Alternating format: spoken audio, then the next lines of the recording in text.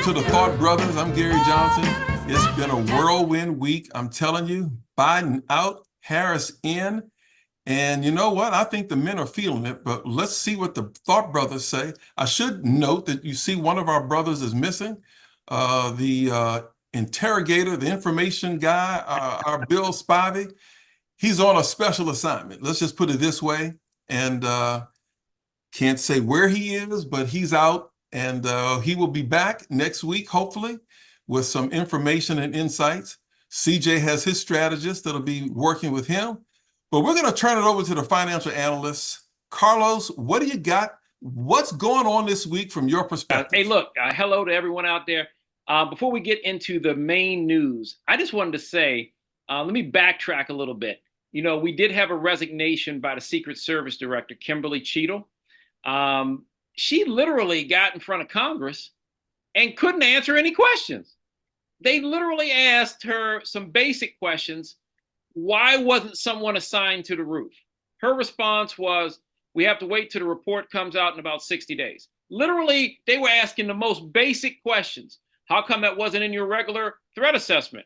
We have to wait till the report comes out in 60 days. I mean, she literally answered nothing. Again, I am not sure how that sniper or assassin was able to get on the roof. I think I said it once that if I was walking my Jack Russell past that low-level building, I think he heard me, and he would have sniffed out or heard or sensed that there was somebody was on the roof. Literally, it wasn't a 100-story building. What was it, 2-3 stories at tops? They just simply blew it. I'm trying to figure out someone who ascends and has a career that gets them to be head of the Secret Service blows that one. I really don't understand. So anyway, she has resigned.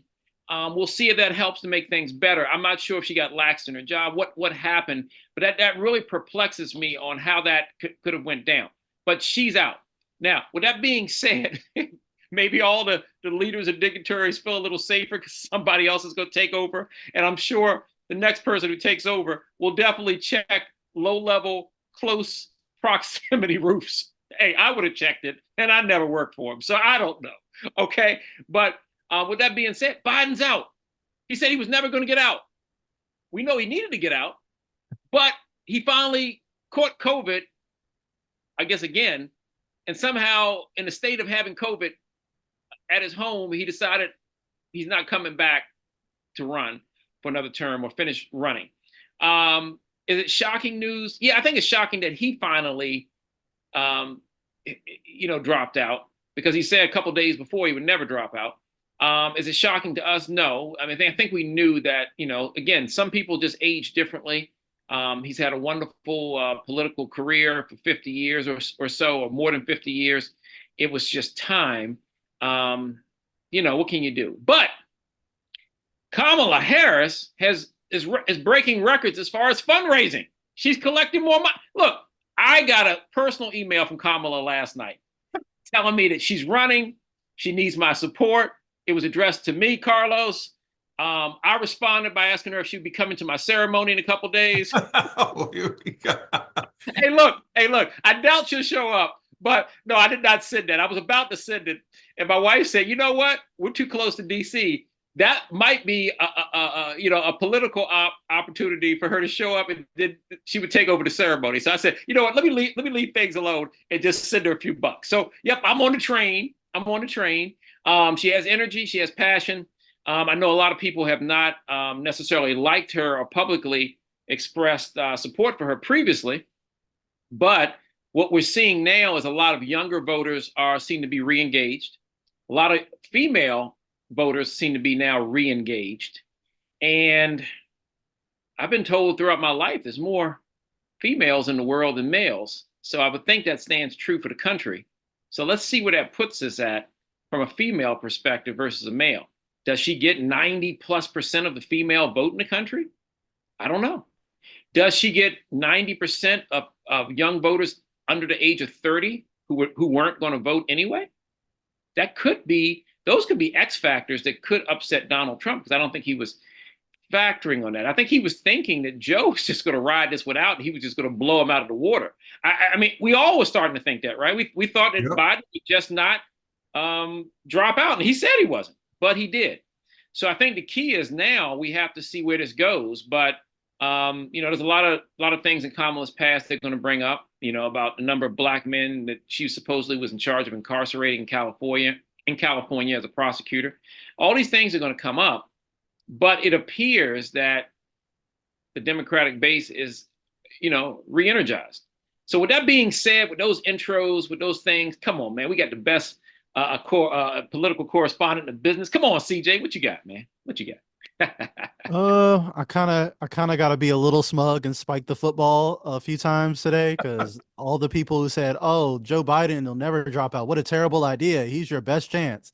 Turns out the Democrats agree with me. Oh, all of a sudden that Joe Biden needs to step down to the point where Pelosi's over here, about to take him to the glue factory, and so yeah, I guess I wasn't so wrong and crazy and outlandish for the idea that the octogenarian who can't do sentences probably shouldn't be running against Trump, with all of democracy on the line. And it turns out maybe I wasn't so crazy. Oh, turns out, surprise, surprise. Another thing that I said was just about anybody other that can do complete sentences that is not on his way and have one foot in the grave has a better chance against Trump, because Trump is deeply unpopular. He is fanatical base on the right for his supporters, but in terms of broad support on the country, people hate that man. Like, he got shot at last week. Somebody literally tried to murder him last week, and most people forgot and don't care anymore.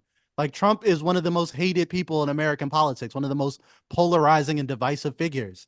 So just putting a normal, non-insane person up against him, you already see what the effect is. Kamala, fundraising, even though she's deeply unpopular.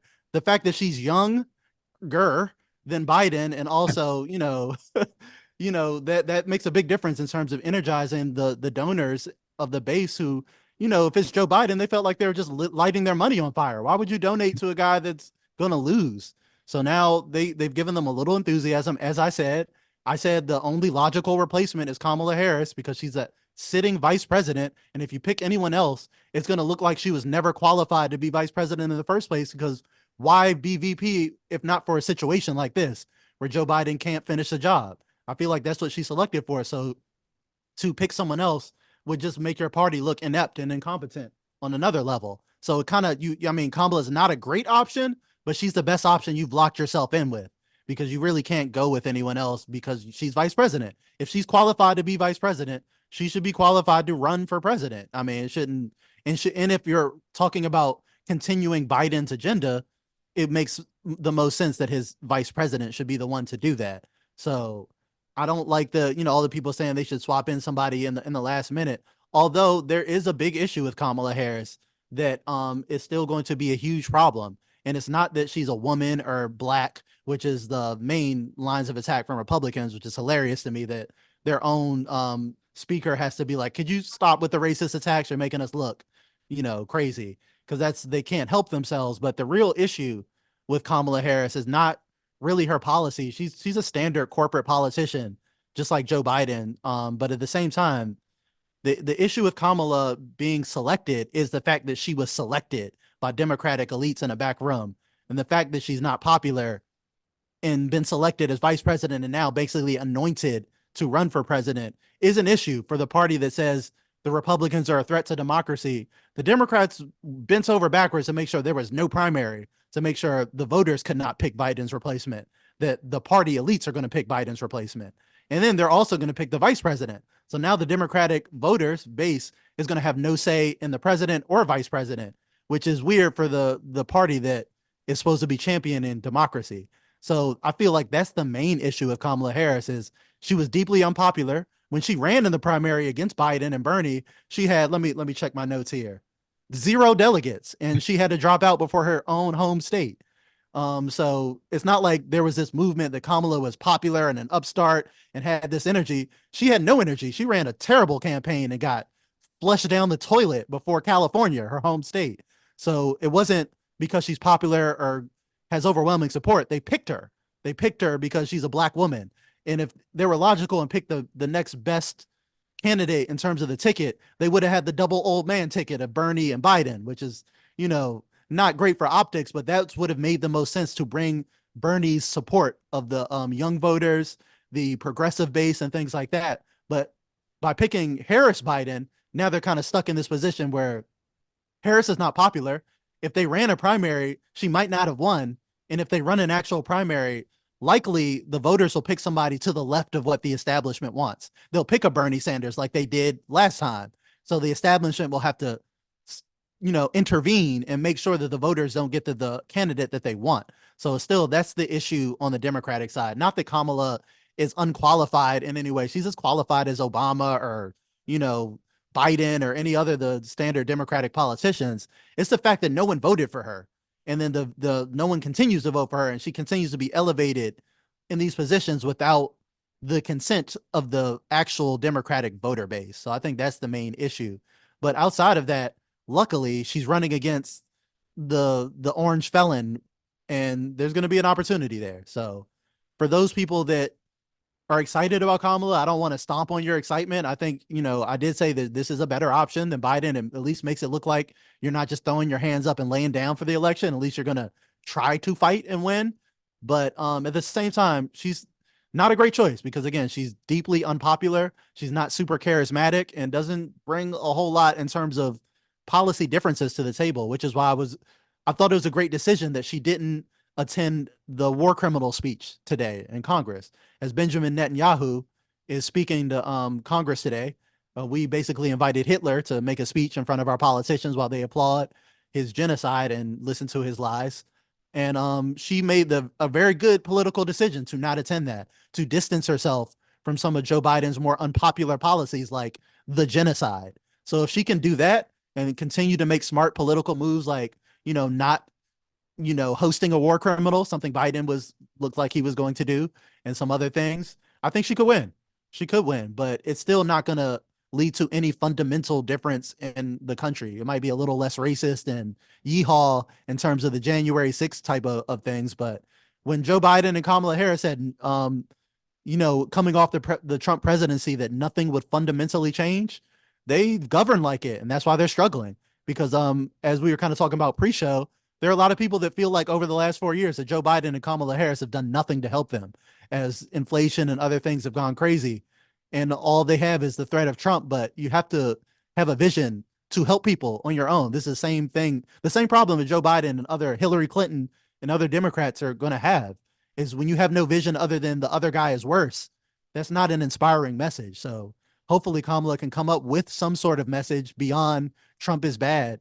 And, maybe do something for the people a little better than Biden. They say she might be a little better on the Gaza stuff. She might be, slightly more progressive than Biden in some places. So I'll take the wins where we can get them. But a Kamala Harris presidency isn't something that's getting me super excited. What about, go ahead, Carlos. I wanted to throw something in real quick, Gary. Yeah. We talking about money, man. Money, dollar bill rules everything. Kamala Harris, Biden Harris for president and vice president.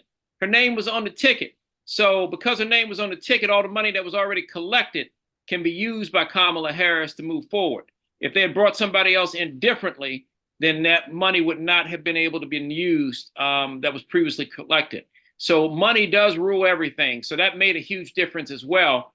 And like you said, CJ, it seems like she's a natural choice to carry on Biden's policies. If for some reason, she is the vice president. So to carry on Biden's, message seems like a logical choice. That's the whole purpose of a vice president, right? If the president cannot proceed or continue to move forward for any particular reason, then the vice president is there. So in this case, it's really for the next term. He's not really in a position to move forward due to, things we've discussed in the news recently. So she should be the next person up. So she gets to keep the money that was previously raised. I just checked. As of 24 hours ago, she had raised over $100 million in donations. She's breaking records as far as donation fundraising. And that's going to be a major issue for Trump because now Trump is probably saying, okay, if she's raising $100 million, then she's got support or she's gaining support every single day.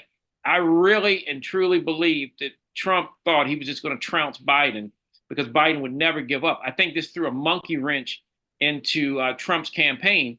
And like I said, in a weird way, I mean, Trump is probably still leading in the polls. I don't know what the polls have said as of today, but there could be an upset again women come out, younger voters come out, people who maybe weren't going to vote, now they're going to vote, that could be a problem. Not saying it will, but the X factor is there's doubt. I think there's doubt. It's not 100% lock right now for Trump. And it's based on the fundraising. If she had raised no money at all, I'd be like, look, yeah, she's running against Trump now, but she only raised like $5. So, no chance.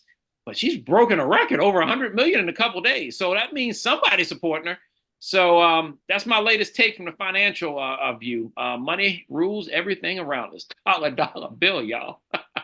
That's what I got. What you got, Gary? That's the main reason that they would anoint her, is because she can fundraise, she can get money from donors. She is a corporate politician. She's willing to sell out the special interests. She's taking money from AIPAC. She takes money from all these people. That's why they're so comfortable with her. And we're trying to elevate her when she was running as a candidate. I feel like the media really wanted her to be the darling in 2020 and things like that when she was running, but her campaign was just so incredibly weak. Even the media couldn't manufacture the enthusiasm for her. So, I mean, I think that's just kind of the main issue that they're running into there.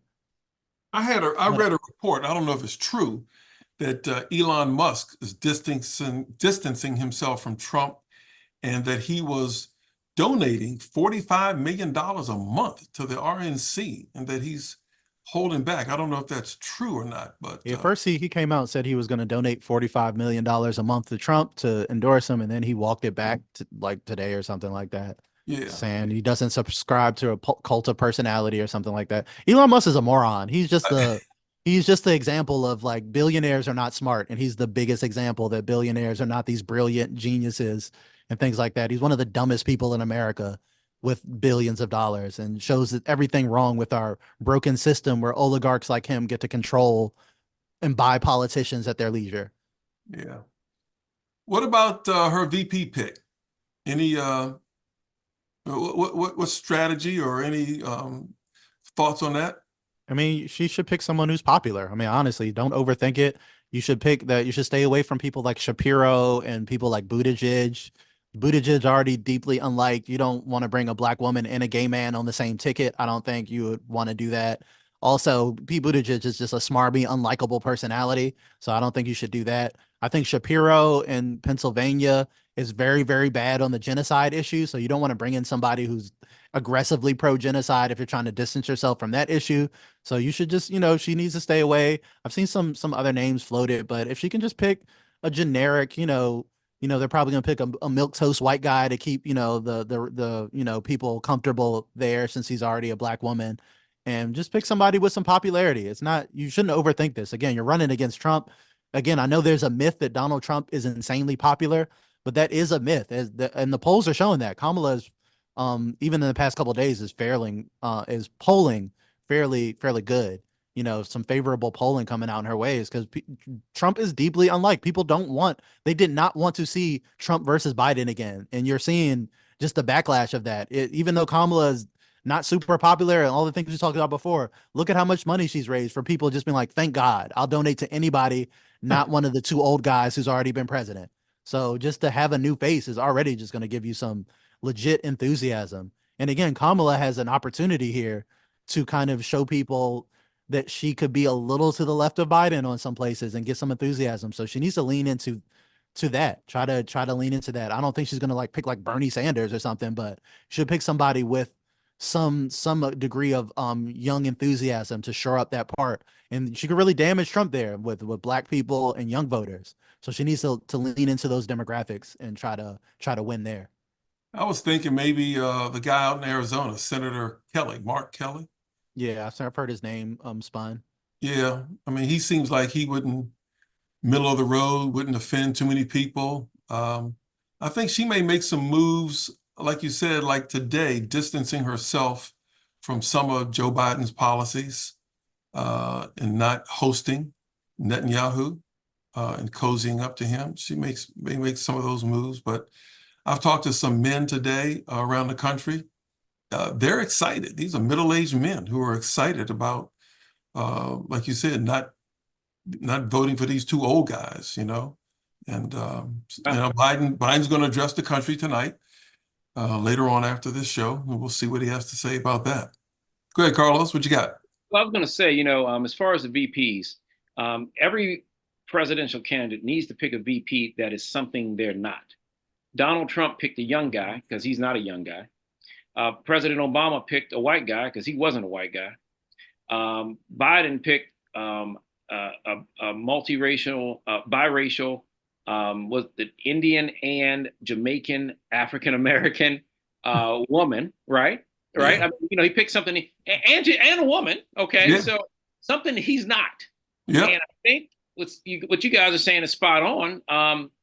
CJ said, "Hey, don't make it complicated, right? Pick somebody who's popular, and you pick somebody who is what she isn't. That's not a woman of color, probably a white man because she's not a white man. Okay, and then you have I doubt it would be a woman, right? I just don't know. Like CJ was saying, I don't know if the country's ready for or would elect a woman of color and a gay man, or a woman of color and a woman who's not a Caucasian woman, two women on the ticket at the same time.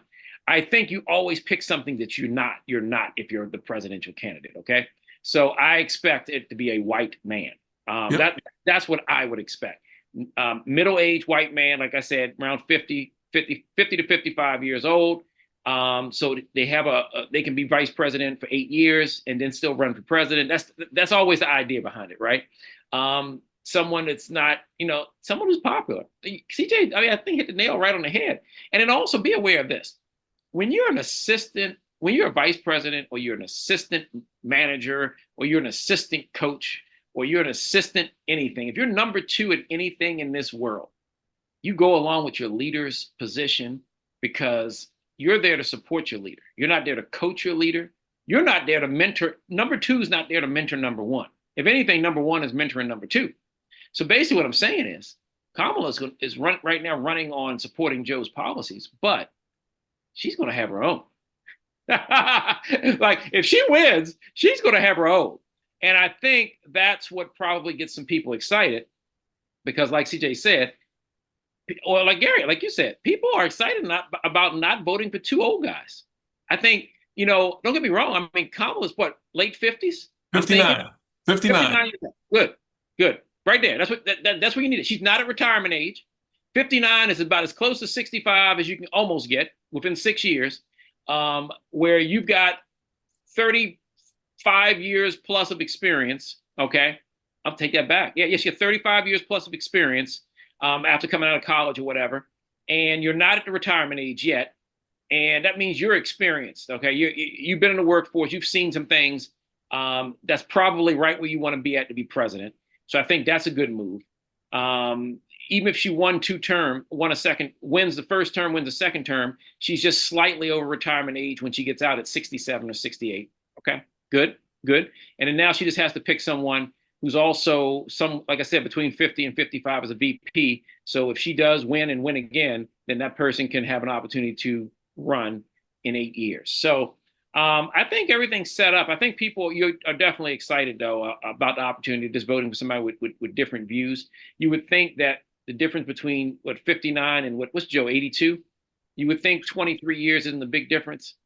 I consider every 10 years a generational gap. I think people in the 70s thought different than people in the 60s. I think people in the 80s thought different than people in the 70s, 90s different than the 80s, 2000s different than the 90s. So you're talking about 2.3 generations in 23 years. It doesn't seem like a lot, but yeah, it is a lot. So I think that, wow. I mean, this one is going to be real interesting, but I think I want to see what Trump's got to say, in his upcoming speeches, because, like I said, this is something they didn't plan for. And I will say, I gotta look up who Trump's campaign manager is, because Trump's campaign manager was definitely putting Trump in the right position just to beat Biden down. I mean, Trump was actually at the point where he was just going after Biden on his policies, and he wasn't even referring to Biden's age anymore. Biden's age was doing all the promotion that Trump needed by itself. Somebody obviously told Trump, don't say anything about that. Just let him run himself into the ground. He did. Somebody said, okay, let's debate Biden. We know he'll screw up the debate. And somebody on the Democratic side didn't see it. So now Trump is like, I got this. Biden's never going to drop out. He's a stubborn old mule. He dropped out. well, he didn't drop out. He really got forced out. But now we'll see what happens. So the whole thing's interesting, and that's really all I got right now. Okay. Yeah.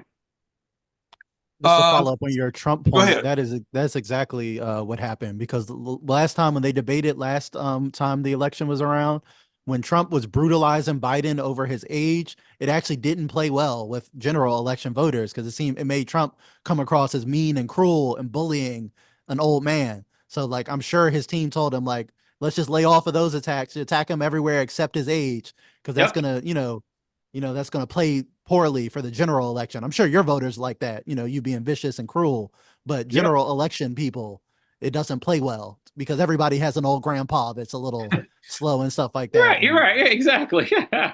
Yeah. Let's see, who is that campaign? Former Trump. I'm trying to figure out who the campaign man, who's in charge of the Trump campaign, doing some fact checking. Stephen Chung, communications director. So doesn't say exactly who it is. There's a bunch of people, but they are advising correct. Yeah, they're advising him correctly. Now let's see how they advise him against Kamala Harris, because now they have to be careful, not because she's obviously gaining a lot of support from a lot of people, and now they can't offend the young voters or women voters. And now does Roe versus Wade come back into the picture a little bit now that we have a woman opposing Trump? A lot of different things may come up now because we got some definitely different views. I always said that when something major happens, we may view it one way from the outside looking in. But if it happens to us personally, or if it happens to a loved one like our child or our wife, you might be like against a particular policy or procedure in general. But then if it happens to you, you're like, oh, I got a 13-year-old daughter who just got pregnant, or I got a wife that's about to go to jail on murder charges because of this particular law. You start seeing things differently if it happens to you. So now that you have a female running for president, there's going to be some different perspectives, and she's going to lead the way on different perspectives from a male. I mean, bottom line is, men and women, you can have the same education, come from the same place, but a husband and wife has been married for 50 years can still sit at the table and have a debate. And I think that's what's going to happen, that you're going to see a different perspective from an experienced prosecutor, politician, someone in the workforce who's not at retirement age, who still articulates very well, who knows how to argue her case as a prosecutor. Yes. Now give a female perspective that we didn't have before. Because even Nancy Pelosi, even when she gave her positions on different things, I don't think Nancy Pelosi, if I'm not mistaken, was a prosecutor. So I don't think she knew how to get out and really, she stated her case and she did well, and all those things for a number of years. But I think now we're going to get a really different perspective from a former prosecutor now, and someone who is no longer, unaware of how the White House operates. I mean, she just spent the last 4 years as vice president, so she knows what happens in the White House. So that's an extreme advantage over the first time she ran and she had no White House experience. She was just working from Capitol Hill. That view. So now the views are completely different. But this is going to be interesting, guys. I think it's going to be a good thing. We might see history made again. I remember when Obama, I still couldn't believe Obama was going to win in 2008. And when I woke up the next morning, they said he had won. I was like, what? Really? Because for younger people, it may be, something that you could see happening. But I think anybody born before 1980, let me tell you something.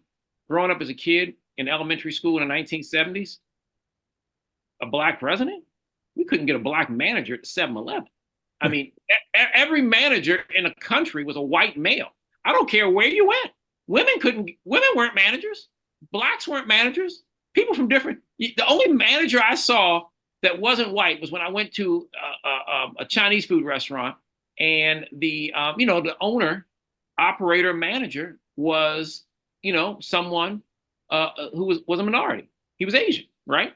Literally everywhere I went. Gary, do you remember this from the 1970s? It was tough. It was tough seeing Yeah. Black people in positions of power. Do you think Trump, despite what he says, will debate Kamala Harris? And if so, how do you think that debate will go? Because I think, as her being a skilled prosecutor, I think she will outsmart him in a debate and really really make him look bad. But we'll see. I don't know. What do you think? She'll do better than Biden, but I remember her in the debates for the general, for the Democratic primary, Yeah, and she she wasn't wasn't good. impressive then. She was getting slapped around by Tulsi Gabbard and some other people. She wasn't good. Again, Kamala doesn't have a lot of charisma, and her record's not great. So there's a lot you can attack her for, but um, again, Trump is also an incoherent, lying old man. So Yeah. it shouldn't be too hard to get the best of him in a debate when you have somebody like I said, at least Kamala Harris can articulate herself and, be able to, do that in a way that Biden couldn't. Carlos, what do you think about a debate? I mean, Trump says, Yeah. and then I hear him say he wants to weasel out. He said, well, ABC is fake news. It should be on Fox. That's just whining. I think he knows he's no match for her in a debate. But what do you think?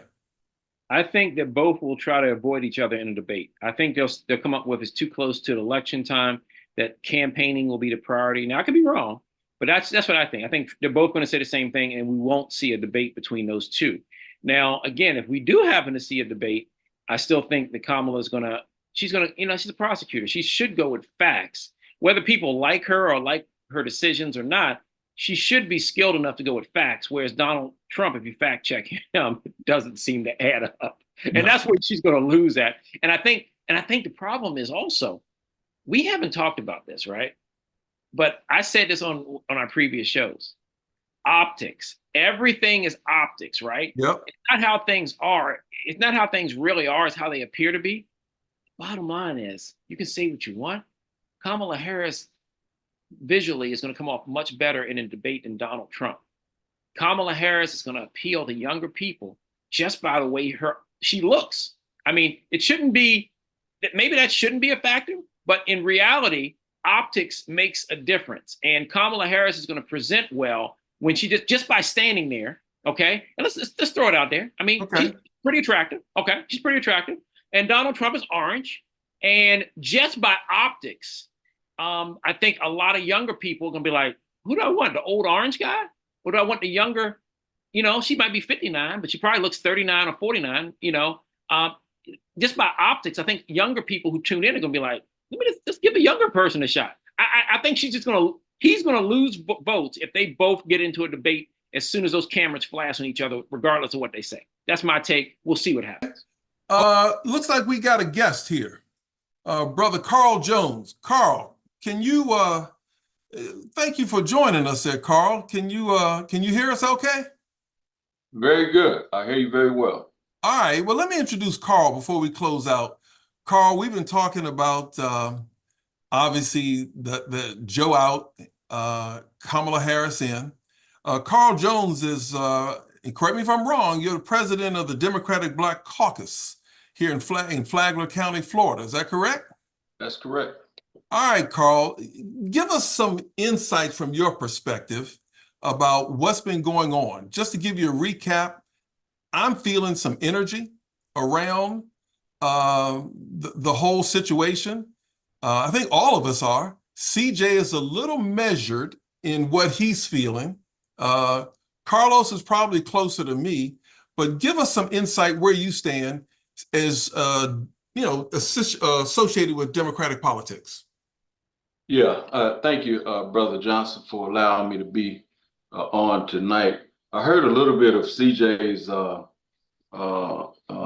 talk before I was getting out of my car. But I'm gonna tell you, man, as being the president of Flagler County Democratic Black Caucus, I'm greeting you as that, but I'm speaking to you as Carl Jones, father, grandfather, husband of 4 kids and 7 grandchildren. And I'm telling you, not really gonna, debate whether, Kamala is good or that or not. I'm gonna tell you, 14 million people voted for Biden Harris. That means 14 million people voted for Biden Harris. That means if Biden cannot pull his load as the president of the United States, the next person in line is the vice president. And this goes without Democrats, they can throw all these voting primaries, subprim, all that stuff don't mean anything, because the succession of power is, the leadership is the president, the vice president, speaker of the House. Without any other voting needs to be said. The only reason why they jumped into this, we'll do sub primaries, give anybody else a chance if they want to come out and vote. That's all good and dandy for if you want to be democratic about it.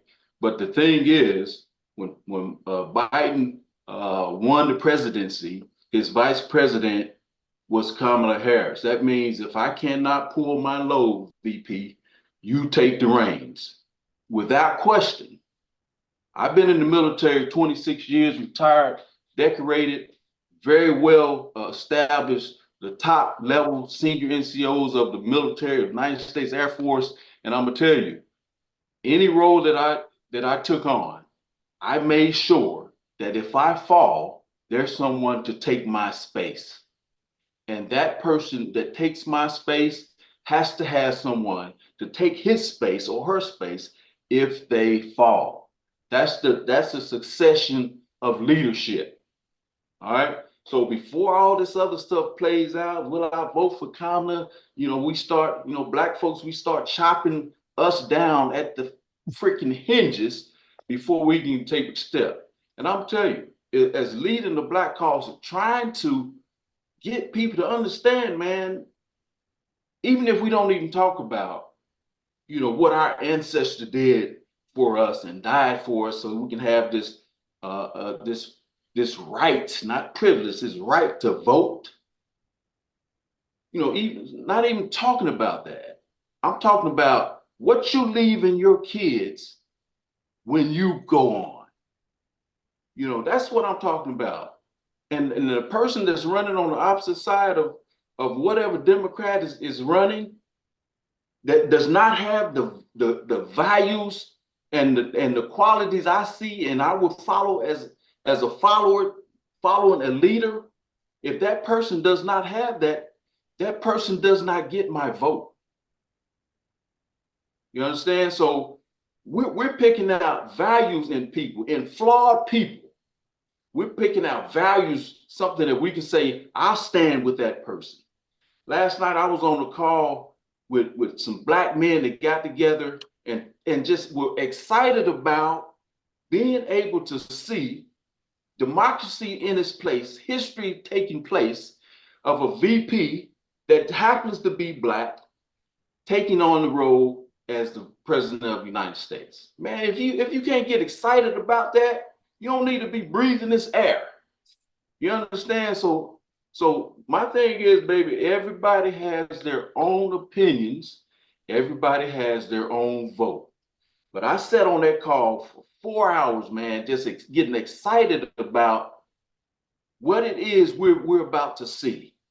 Because what you're going to see is a powerful black woman attain the role of as the most powerful person on this planet, or you're going to see on the other side an old white man, racist to the core, that's trying to stomp you down into further down in history and take out your history, and you're even thinking about or contemplating not voting for the person who's trying to stomp this out. That's insane to me. But everybody has their own opinion. So as I tell my folks in my caucus, look, all we're doing is educating. We are providing some information to these people and let them cast their own vote. Let them be the leaders in their family, whether it's Trump or Harris. But make that vote and make it with your heart, because there will be consequences no matter if you vote for Trump or Harris. There's consequences on both of those votes. But I'm standing behind Kamala Harris simply because she's taking on the role as vice president, knowing that if he dies or becomes incapacitated, I'm the person in charge that's going to make sure we're not trampled on by by rogue dictatorships like Russia has never been closer to our door in my 60 years of life, as close as they are to our back door right now today. So just think about this, man. I'm telling you, because everybody has their own vote, and I try to live my life in front of my kids with integrity, service, and excellence. That's what I preach to my kids. All right. And I want them to preach to their kids. And now my grandkids are getting an opportunity to hear that. And they will make the choices. As young CJ, you have to make your choices as well. But I just say I say that you know, nobody really wants to take on a powerful role and then lose people from their decisions. I've been in that position. I've been in that situation where I've made a hard decision and I lost people. But that decision had to be made. And I was the person in charge to make it. So we just got to let Kamala attain the role. If she gets it, if we vote her in or we don't, we got to give her the opportunity to take that on. Just like Biden, I went either way with Biden. If he would have said, I'm going on in the fight, I would have been right there in the fight with him. Now that he says I'm stepping back, I'm endorsing my vice president, I'm all in with that because she's attained that role. He picked her knowing that if by chance I fall, this is the next person that's going to take the role as the most powerful person in the world. And that's what I preach to our people. And then I allow them to make their own choices after that. Okay. All right. Any response or reaction to Brother Jones? Go ahead, CJ. Yeah, I mean, I agree with largely some of that. Like, I think like Kamala being vice president makes the most sense. And if you're going to, continue on Joe Biden's legacy, that she should have been the person to do so because of her position as vice president. But you did mention that people are excited over democracy in a democratic process. But then, but earlier in your statement, you did acknowledge that there was no democratic process to pick Biden's replacement. Also, like she was chosen by Biden, as you just said, not by voters because she was popular and had grassroots support. A lot of her support was elevated by Democratic elites as she won 0 delegates when she ran in 2020 and was, picked by Biden, as you just said, to be vice president, which is fine. Again, I think she's qualified. I think she has a great chance to beat Trump. And I think that would be a better outcome for the country. But she needs to, it's not on me to convince voters that Biden and Harris are going to fight for them in terms of policies. And you said, so many people voted for Biden and Kamala. Technically, that's true, but I think a lot of those votes were votes against Donald Trump. I think a lot of those votes are anti-Trump votes, and not particularly I'm excited about Biden and Harris and their agenda, but more so I'm scared of Trump and I'm going to vote for anyone but Trump. And I just don't know how strong that strategy is going to be a second time in terms, because I think we want the same results. I don't want to see a Donald Trump presidency, but I think the Democrats have done a piss poor job of actually fighting the Republicans and, putting up a defense against the Trumps and some of those terrible policies, as well as some of their policies as well that have hurt the working class and things like that. So, I don't really feel like I have a skin in the game because neither one of these parties aligns with my values at this point, the Democrats or the Republicans. The Republicans are worse. They're more far gone, but the Democrats have also kind of abandoned the working class and, policy wise, a lot of things that they used to stand for where I thought they were marginally better. So again, like I'm not trying to stomp on anyone's enthusiasm for Harris. I think she would be marginally better than Trump policy wise, and she would be much better than Trump in terms of just social issues and things like that. So I'm low key kind of rooting for her, but again, I'm not super enthusiastic because the Biden Harris policy agenda was not great. It didn't really align with my values, especially foreign policy wise, funding the genocide and things like that. So, and in terms of, just at home, there's still no healthcare plan or anything like that. And, some things that I would like to see the Democrats try to address that they seem to have no interest in addressing. So I think she has a shot, though. I mean, I think she has a much better shot than Biden. I think going with Biden was frankly embarrassing just because, he just doesn't have it in because of his mental decline. And it felt like borderline elder abuse at that point to keep wheeling him out and to have him have these gaffes and things like that. So I think they made the right decision to sub out Harris. They should have done it far, far earlier. And he should have been a one-term president who then had a primary so that the voters could choose his replacement. And if that's Kamala, because she would have had the best shot as the VP with the name recognition, you would think she would run away with a primary like that anyway, and she would be the choice, and you just let the voters choose. But the main issue is that the voters had no say. She was anointed, and then she's going to anoint a VP and things like that, and then we're going to do the thing all over again. So I don't think, it's a Kamala issue specifically, but just how she was anointed to the position of vice president and now, presidential nominee. Yeah. Yeah. Carlos. Go ahead, Carl. No, I mean, CJ, I mean, you definitely are opinionated with facts.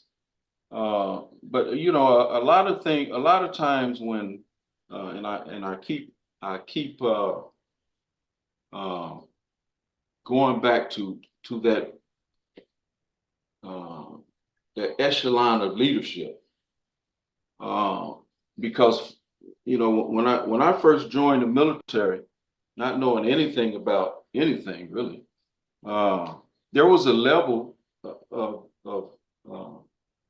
training and discipline that I had to go to in order to attain the next rank. And as a police officer, there was no rank that was given to you. You had to earn that rank. If you didn't earn that rank, then there was somebody that came along, came up beside you and passed you up in that rank structure. But that didn't stop you from continuing to try to get that rank as well. You don't just push back and say, well, that guy there outranked me, I'm gonna push back. No, you're gonna keep striving for that. When you're talking about the president picks his vice president, for sure. But the people are stating that we're okay with that. You pick that person, all right, you got my vote. Don't have to like, dislike, or care anything about that person.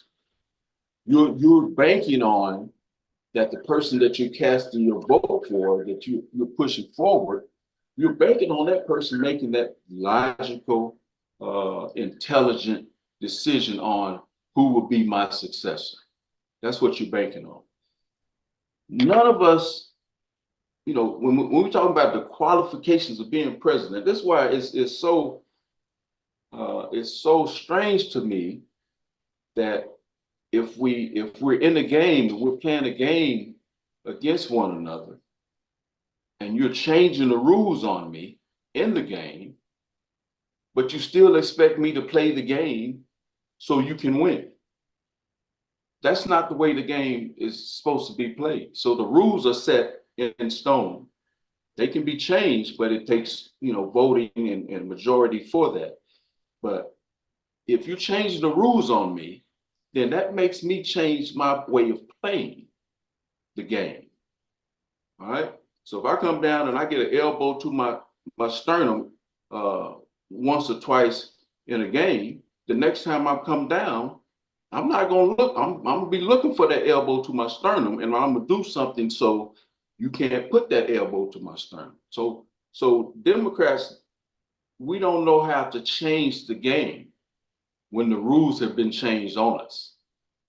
You have to change your way of play, even though you're staying within the rules and the confines of the game. You still have to change your play. So that's where we fall short at, because the Republicans have shown us that they are disregarding the rules that have already been made. All right. So that means there's no rules to this game. Sounds like you and CJ. It sounds like you and CJ are kind of saying the same thing there. Yeah. Yeah. But speaking on the, because I'm a proud Democrat, but I'm a Democrat because when I came up and was eligible to vote, the Democrats were more aligned with where I wanted to be in my life. If I was to do it all over again, I'd have came up and said, hold up, I might be able to get more money if I go on this Republican side or this Democrat side. I'm trying to play by the rules and stay here. So everything, you know, so it changes. You know, my thought process on why I should vote for this person or why I shouldn't vote for this person, it changes. It changes because there's things that are done or said that you may not like or you may be swayed to like. So it changes. You're not gonna get a candidate that is gonna give you everything that you want. It's just not gonna happen on either side. So you have to say, okay, I'm sticking in the game, but I'm gonna voice my opinion on what you said that I don't like, but I'm not gonna cause no ruckus to make things look bad. You know, that's where the number one thing I hate about the Democrats, as I call it, is we don't know when to say keep our mouths shut, but we don't speak out against some things. Biden gaffling at the stage was not a thumbs down for me. The man's old, all right, but he was playing the game so he can set this black woman up to be the first black woman president in the game. That's what I, not knowing it, outside looking in, that's what I thought his game plan was. All right. Because he was in that position to do that. He wasn't expecting to to run another term. I think he was going to, like you say, be a one-termer. I got my black VP in here. That's what he wanted to do for this country. It's not that he wanted to do it for Biden. He was doing this so we as black people can see that historic event happen. And that's why he did. But he didn't break any rules behind it. He had his right to pick whoever he wanted to pick, and he picked.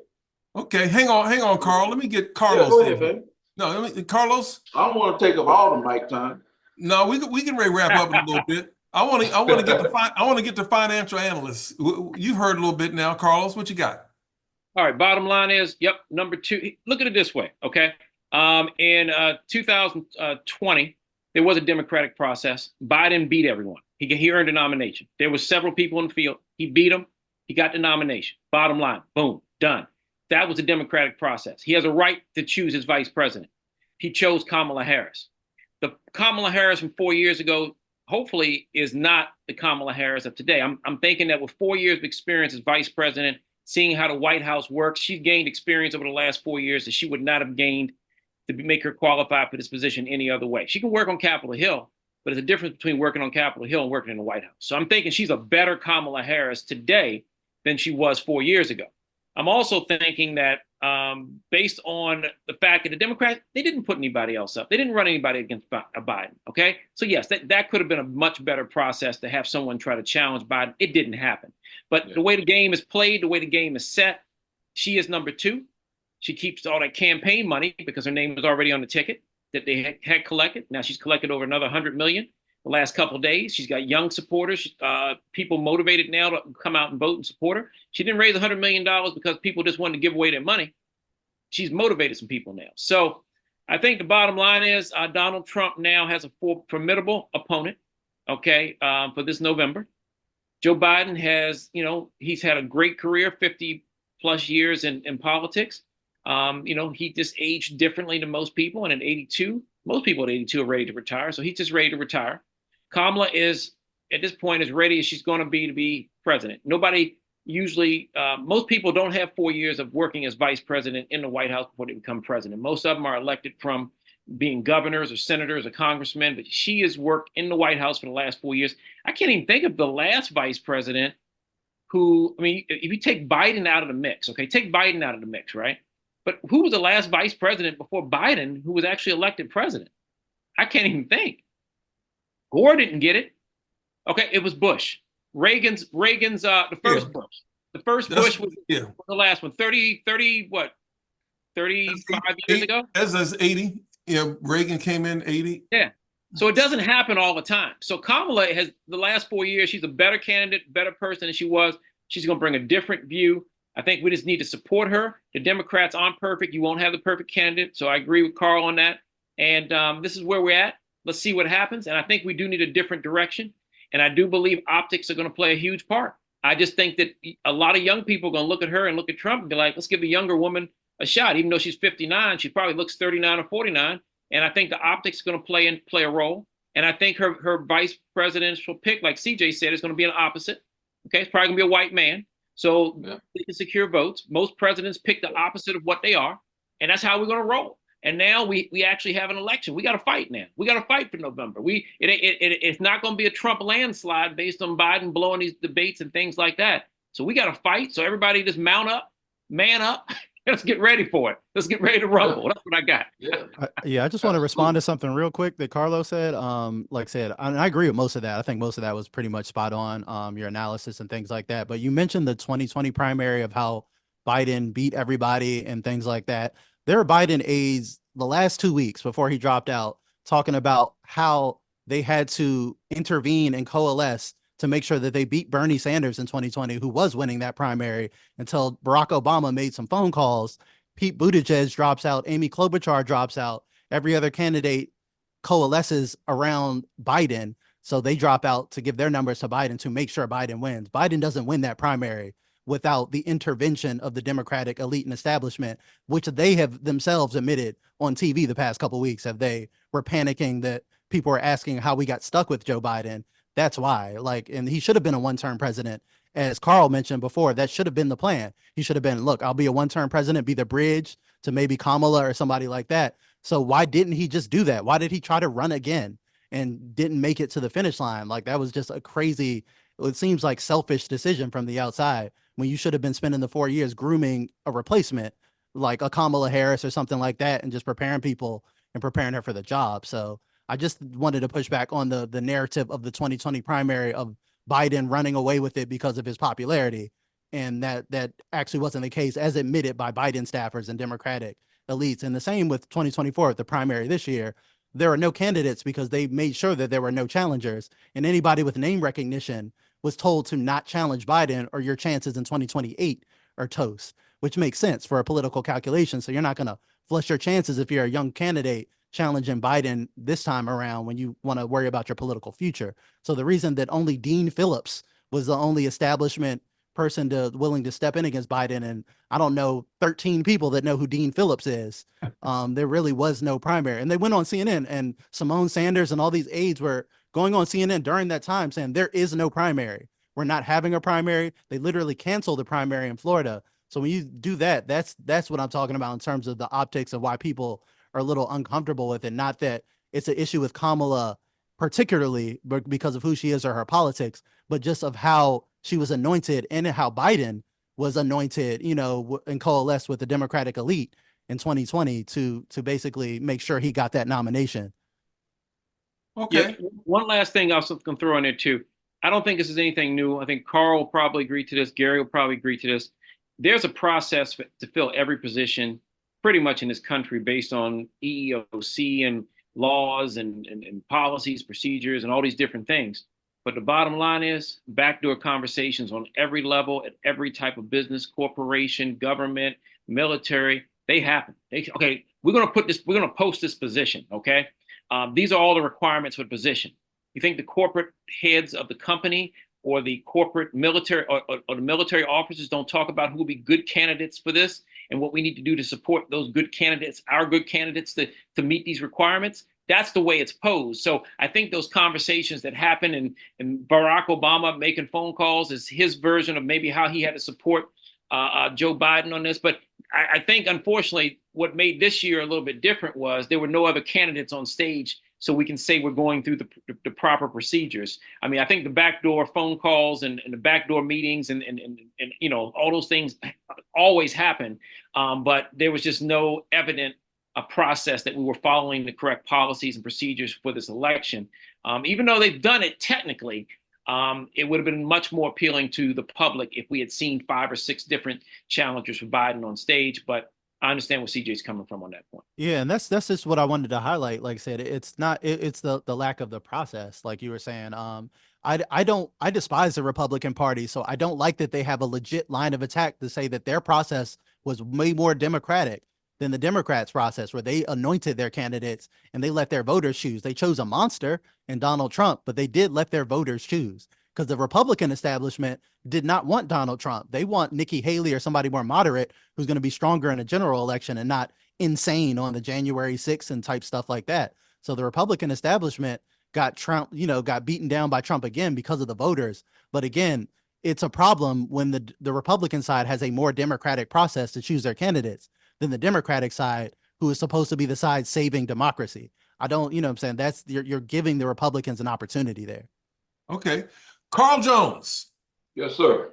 I'm going to give you the final word. You're going to get 3 minutes to close us out. Go. Okay. Thank you, sir. Yeah, man, I think this is the type of conversations that I like being a part of. That's why I sat so long on the call last night. Not just because I wanted to donate some money. It's just I want to hear what other people are talking about. So I really, when I go door to door here in Flagler County, I'm dealing with a demographic, sadly, that are under the frame of mind that their vote don't count. Why should I go vote? I'm not gonna get nothing out of it. So I mean, how do you sway? How do you sway someone that has already decided that I can't get anything out of this? But there's always a way. Say there's a will, there's a way.